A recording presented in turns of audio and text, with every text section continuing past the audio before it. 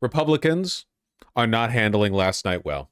I think a lot of reasonable people understood that Mamdani was going to win. Nobody expected the broader Democrat victory yesterday. Overwhelming victory in New Jersey, in Philadelphia, in Pennsylvania, in Virginia, in Georgia. Dude, Republicans lost their supermajority in Mississippi. They flipped what, 14 seats in Virginia. Atlanta shifted farther left than anyone ever expected.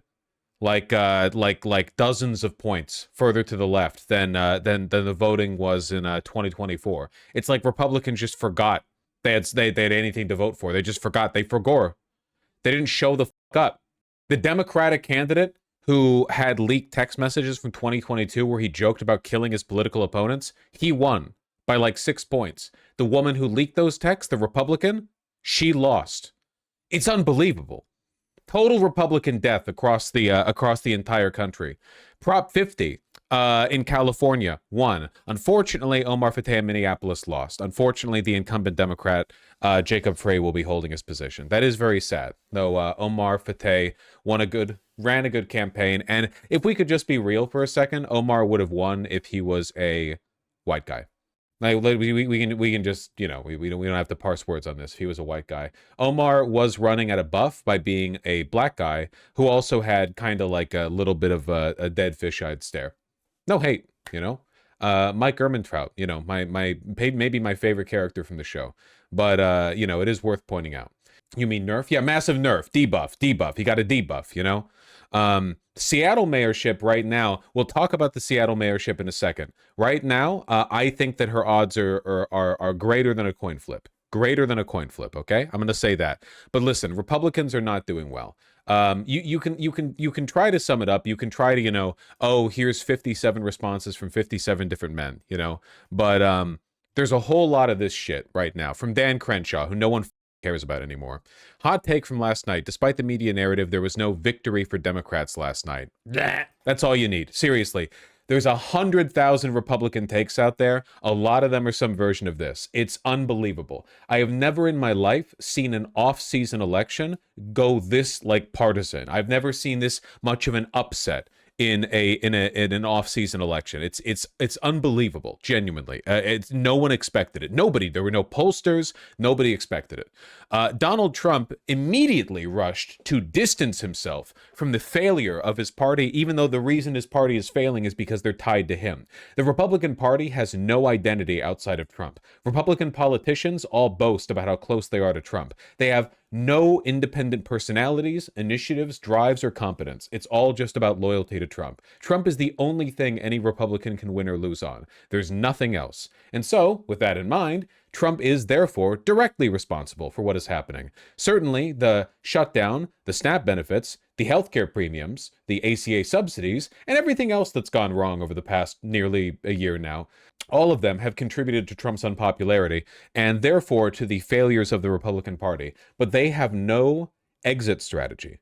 In spite of everything, in spite of the fact that this is an obvious weakness for their party, the cult of personality is doing what cults of personality do, which is they are doubling and tripling and quadrupling down. Last night it was, not expected to be a victory. Speak up. I don't think it was good for Republicans. I don't think it was good. I'm not sure it was good for anybody. But we had an interesting evening and we learned a lot.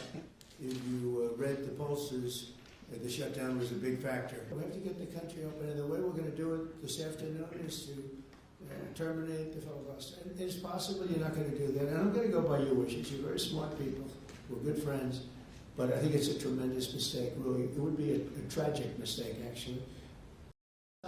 We will pass legislation at levels you've never seen before.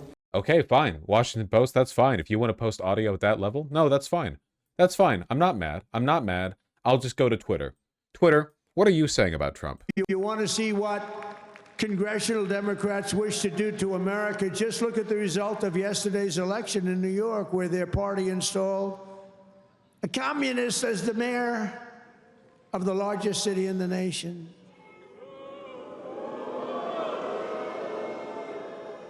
Remember, I've said we will never have a socialist elected to any post in our country. I used to say that, and I was right. We skipped socialist and we put in a communist instead. That didn't work out too well. Please keep talking about him. Please keep talking about him. I beg you. Make him the main character. Make him the interesting one. Trump, people are tired of your bit. You've been doing the same thing for a decade now. I'm sorry. You talk the same that you used to. Yeah, you're funny sometimes. Okay. But he's innovative. He's young. He's groundbreaking. Okay. He's the new hotness. All right. You're fucking old, dog. And you're a pedophile. You're a pedophile, dude. People are over with it. There's no Mamdani in the Epstein files. I assume that would be pretty crazy. That would be a banner day on Twitter. Grijalva gets in, they release the files, just pages and pages dedicated to Mamdani. Somehow. Yeah, I guess if he was in the files, it would be as a victim. That's true. He is that young. There's nobody else is going to object. They're going to do it the first day. They're going to pack the court. They're going to make D.C. a state, and they're going to make Puerto Rico a state. So now they pick up 2 states. They pick up 4 senators, okay? You think you have problems? They're going to do all of the things. They're going to pick up electoral votes. It's going to be a very, very bad situation. And it's done. It's done. As soon as they attain power. Now, if we do what I'm saying, they'll most likely never attain power. The thing that he's saying here is his way of dealing with his record unpopularity and the stunning defeat that it led to within his party is to pass an executive order banning mail-in voting. He can't do that, of course. So the best that he could do is direct his administrative state to not give federal funding to states that allow for mail-in voting. Again, executive orders aren't law. You can't create laws via executive order. Everyone forgets this. But yeah. And by the way, like, it'll never happen. It won't happen. It'll simply never happen. But if it ever does happen, by the way, to all young people, I encourage you to go out and vote same day, and I want you to youth mog all the old people, okay? Take up space in line, kick your feet up, you know? The old people, time's wilting them away, you know? They've got bad knees, bad back. Take up the seats. If it's election day and mail-in voting has been disallowed in your state and you take the bus to the polling station, you are allowed to lay down on the bus seats, okay? Me kicking my feet up like this, taking up 4 seats on the long side right at the front of the bus while a bunch of elderly people are trying to keep their balance on the canes. Sorry, Grandpa. If only you could have mailed in that vote. Well, here's where we are now, and I know what my demographics tend to vote like, and I know what your demographics tend to look like. Except for old black people. Yeah, you have to let the old black people sit down. You know what I'm talking about. You understand the gist of what I'm getting at. You get me. You understand me. Oh, fuck off. Miss Genderlyn, maybe you could put some, like, shoe polish on to immunize yourself against the... Oh, yeah, and the rural... You can't let the rural people vote, you know? If you see a person wearing a flannel or a trucker cap, you gotta... Unless the flannel shirt is cropped, in which case, that's not a ruroid. That's just a fashionable person keeping warm in the cold, you know? The elections do take place in November, so... That's a lesbian? That could be a lesbian. That could be a lesbian. Look for the carabiner. They're not doing good. Times and what I've said here before, the president is on the ballot in 2026. President Trump is on the ballot next fall. Because if we lose the majority, if the Please keep Republicans, saying the that. common sense people here who are doing the job for the American people, if we lose the majority in the House and this radical element of the Democrat Party were able to take over, we've already seen that movie. They will try to end the Trump administration. He won't have 4 years, he'll have only 2, because they will move to impeach him probably on the first day of the new Congress in January 2027.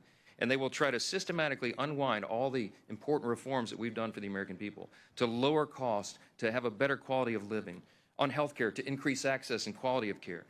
We are the party that is doing that, and the president needs 4 years to complete his agenda, not just 2. So he is in a very real sense on the ballot. He's fiercely committed to us winning. He is going to help. He's offered to do rallies and the town halls and all the things. He's sent out a huge round of endorsements of incumbents, Republican incumbents, just over the last few days. So Mike Johnson's language here, that Trump is on the ballot, is the exact opposite of what Donald Trump rushed to say when he went to Truth Social last night. Trump explained that the reason the Republican Party did so poorly was because he wasn't on the ballot. This is the death spiral of the Republican Party. It's the thing that, and I'll take credit, it's the thing I've been warning about for years, or not warning about, anticipating. I'm not, because I want it. I'm not really warning, you know.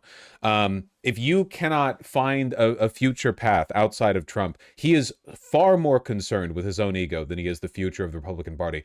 Trump does not care about longevity. As far as he's concerned, when he dies, the universe ends. All right. He's borderline a solipsist. Narcissists tend to lean in that direction, you know? Right now, yeah, the way the party is set up, MAGA dies with Trump. Like, everything after that is a pathetic, floundering attempt to grasp onto little bits of his power. And all the people in his cabinet are acting this way, by the way. None of them are trying to build a legacy for him. They're all trying to do content creator bullshit for themselves, you know? Half of them have just given up on the job, basically, like Kash Patel using his time as FBI director to do nothing except fly around on private jets and get mad at people who criticize him for it, you know? Oh, did you hear he like shut down an effort from his boss, Tulsi Gabbard, to investigate whether the Mossad took out Charlie Kirk? You've got like Nazi infighting going on over there at the Department of Homeland Security. No, sorry, not Department of Director of Intelligence. Sorry, not DHS.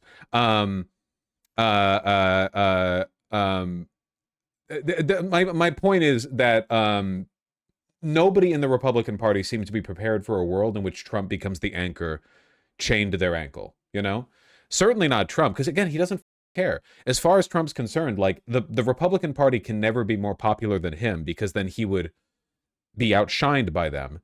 And if his popularity diminishes and it hurts the Republican Party, why would he care? He only cares about his popularity, you know? I don't know what will come after MAGA and Trump, but I do not think the populist rage is just going to go away. It'll find a new avatar, for better or worse. Yeah, it 100% will, but that doesn't mean there'll be an effective channel. Trump is effective in large part because he's not like the sniveling little groypers who follow in his footsteps, you know? The people inspired by Trump are usually too socially incompetent and obsessed with, I don't know, lolicon to actually be effective, you know?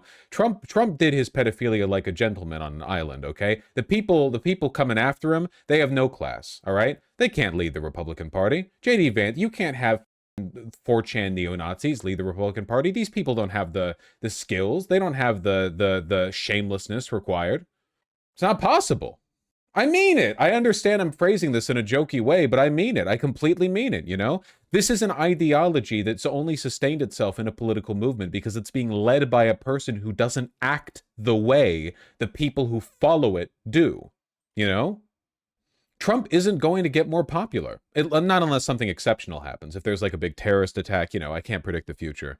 Some stupid bullshit happens, whatever, that mobilizes people to consolidate. But like overall, his aggregate popularity, the extent to which people think he is a good man doing a good job, that shit is not turning in his favor. He has nothing new to offer. There are no plans except the continued rape and worsening of the country.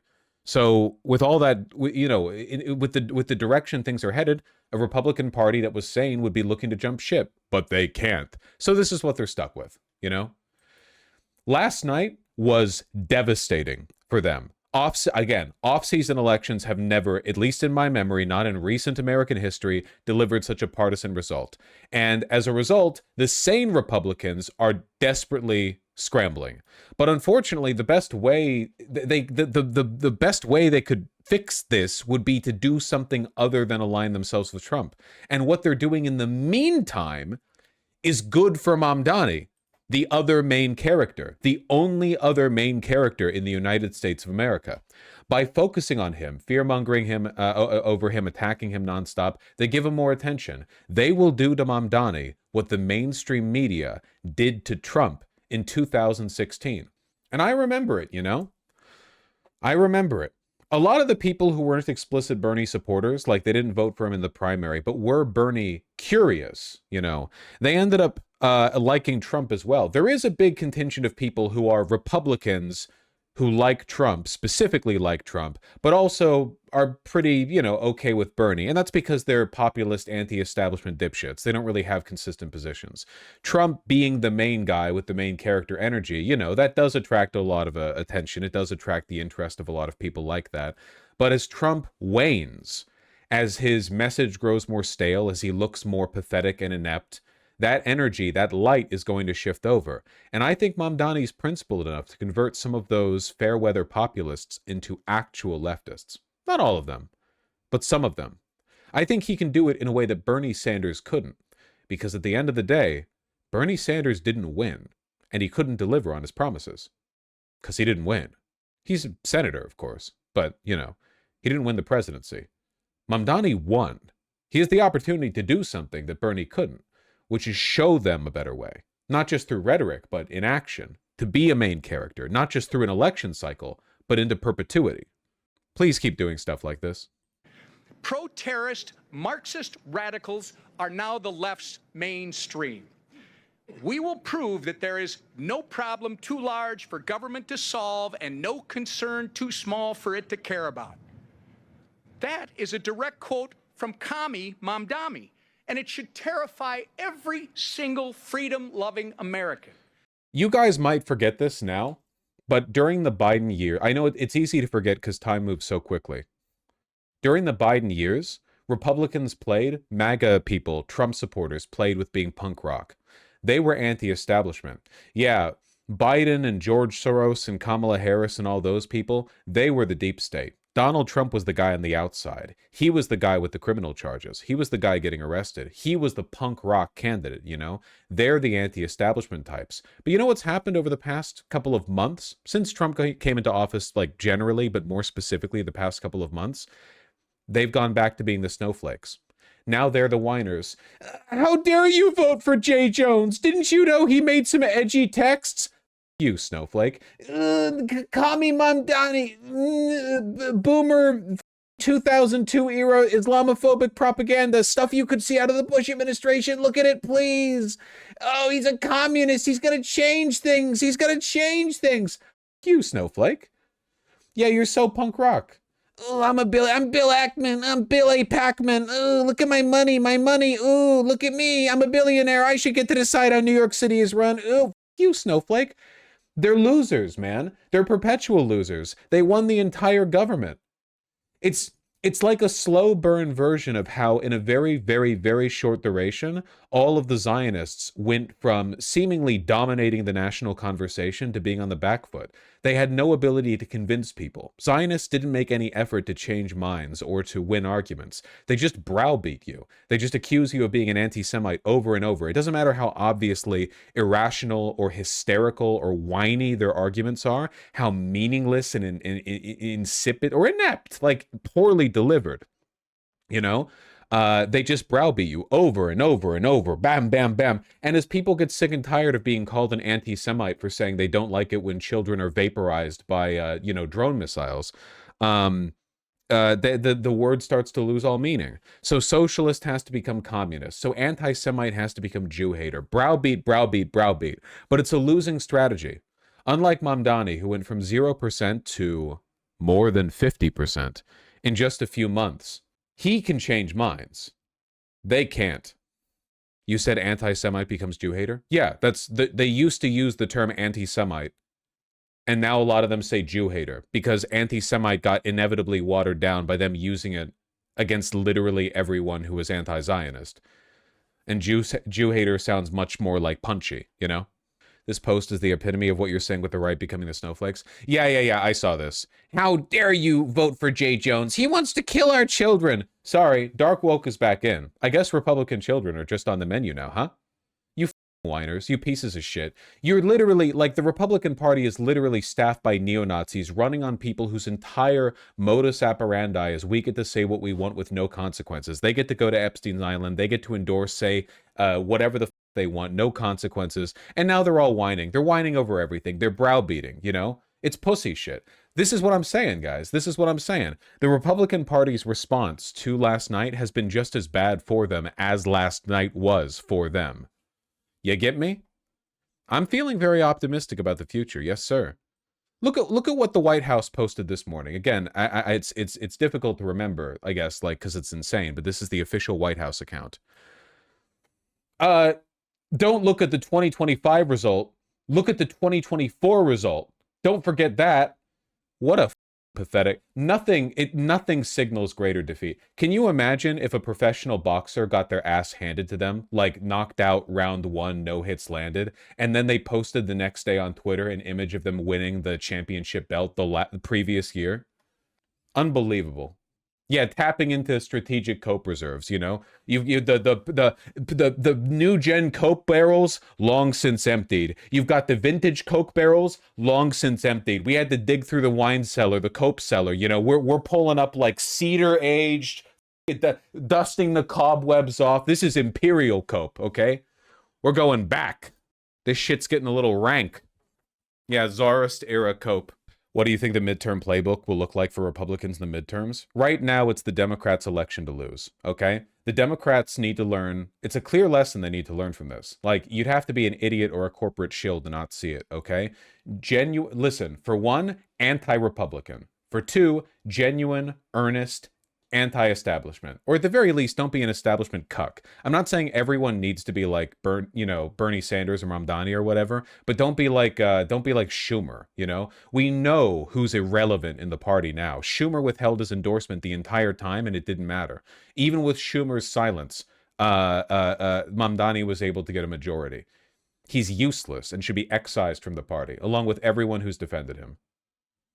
We need to be more radical than ever before. How do we keep the momentum moving after 2 weeks when this energy dies out? Buddy, I got good news for you. I got good news for you. Because we didn't just win. We didn't just come to a conclusion with the elections. Our guy got in. We have a main character now. What do you think Trump did after J6 and losing the 2020 election? He kept tweeting. We have a main character now. He can keep the energy on his own. He can single-handedly hold the ball. But he can't run for president? Doesn't matter. He is still the light countering the Republicans. In a year, we have no idea how powerful he's going to be, how influential he's going to be in the National Democratic Party. But intelligent Democrats will take advantage of his influence. Obama offered his ear so he could take credit for the win. There will be many opportunists trying to jump on the Mamdani train now that it's too late, now that it's proven, now that we know who you actually side with. But at the end of the day, Mamdani's here. He's not here to have a grudge match with the Democratic Party. Okay, as satisfying as it would be for you all to watch Mamdani tweet out or give a speech on Obama's drone strikes or whatever, that he's not here to do that. That wouldn't accomplish anything. It would be satisfying, and that's it. What we need is for him to channel the goddamn spirit bomb, okay? He has to put the work in. Did Obama actually endorse Mamdani? Not explicitly, but implicitly, yes.